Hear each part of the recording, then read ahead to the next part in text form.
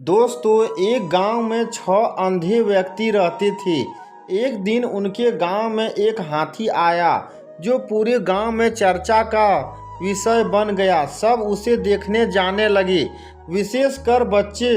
लंबी सूंड और पंखे जैसे कान वाले विशालकाय हाथी को देखकर बच्चे बड़े खुश थे।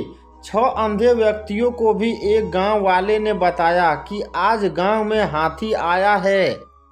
हाथी के बारे में सुनकर उनमें जिज्ञासा जाग उठी। उन्होंने हाथी के बारे में सुना अवश्य था, किंतु छूकर उसके स्पर्श को महसूस नहीं किया था। एक अंधे व्यक्ति बोला, दोस्तों, इतना सुन रहा है हाथी के बारे में।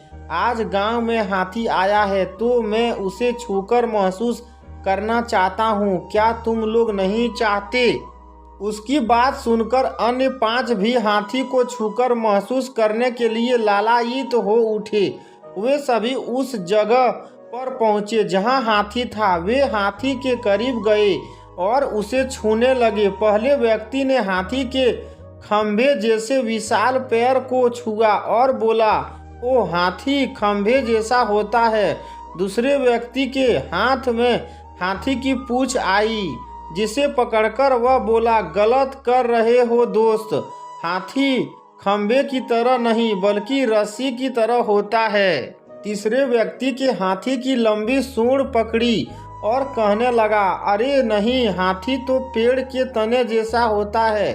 चौथे व्यक्ति ने हाथी के पंखे जैसे कान छुए और उसे लगा कि बाकी सब गलत कर रहे हैं।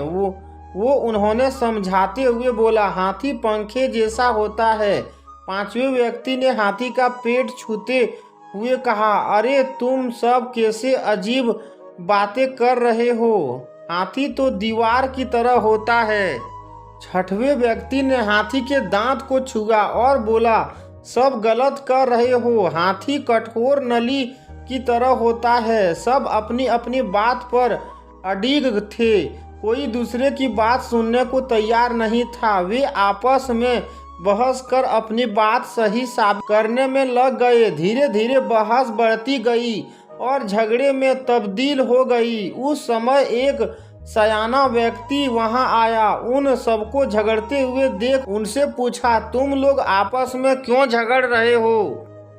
6 अंधे व्यक्तियों ने उसे बताया कि वे हाथी को छूकर महसूस करने आए थे और उसे छूने के बाद हम सब में बहस हो रही है कि हाथी होता है कैसा। फिर सबने उसे अपना आकलन बताया। उनकी बात सुनकर सयाना व्यक्ति हंस पड़ा और बोला, तुम सब लोग खुद को सही साबित करने के लिए झगड़ रहे हो और सच ये है कि तुम सब सही हो। ऐसा कैसे हो सकता है? अंधे व्यक्ति हैरत में बोले, बिल्कुल हो सकता है और ऐसा ही है। तुम सब अपनी अपनी जगह सही हो। तुम लोगों ने हाथी के शरीर के अलग अलग अंगों को छुआ है और उसके हिसाब से उसका वर्णन किया है, इसलिए हाथी के बारे में तुम्हारा आकलन भिन्न है। वास्तव में हाथी तुम सबके आकलन अनुसार ही है। वह खंभे जैसे पैरों वाला, पंखे जैसे कान वाला, रस्सी जैसे पूंछ वाला, तने जैसे सूंड वाला, दीवार जैसे पेट वाला, नली जैसे दांत वाला एक विशालकाय जानवर है।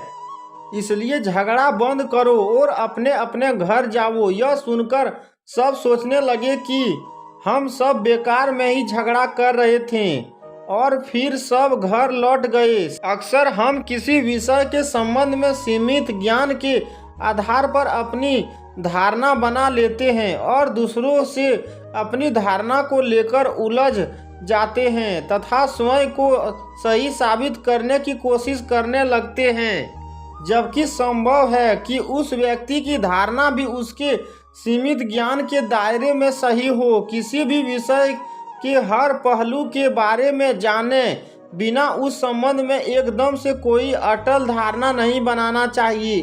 कई बार फर्क नजरिए का होता है। किसी भी चीज को देखने का हमारा नजरिया दूसरों से भिन्न हो सकता है।